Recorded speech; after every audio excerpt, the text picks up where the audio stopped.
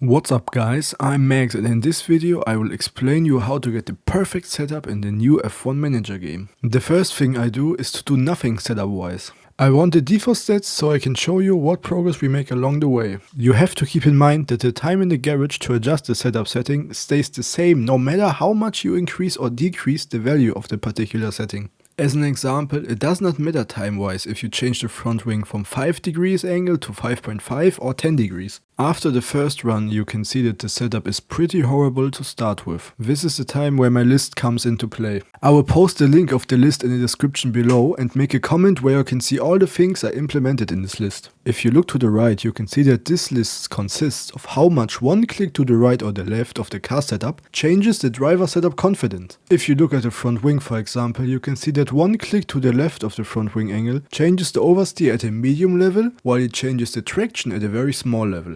You can see that here. The L and the R stand for left and right. So in this case, if you move the car setup front wing angle to the left, the oversteer and the driver confidence will also change to the left. If you do the same thing with braking however, this will change to the right in the driver confidence. You can see that here. The special thing that you have to put your focus on is the straight tab in the driver setup confidence. This particular setting can only be changed by the front and rear wing angle. If you look at the list however, you can see that the front wing does basically nothing to change the impression of the driver. It is almost only the rear wing angle who has an impact on this setting.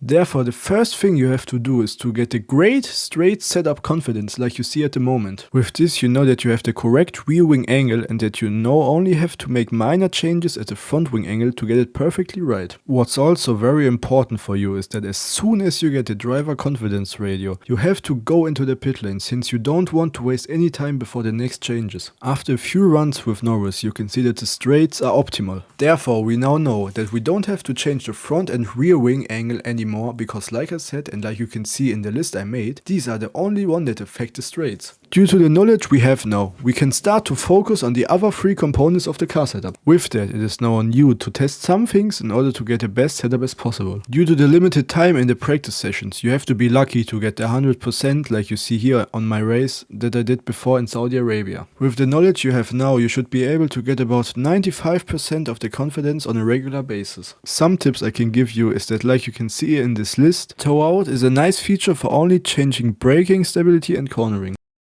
The tire camber can be used for that as well. You can also use the anti-roll good to change the traction.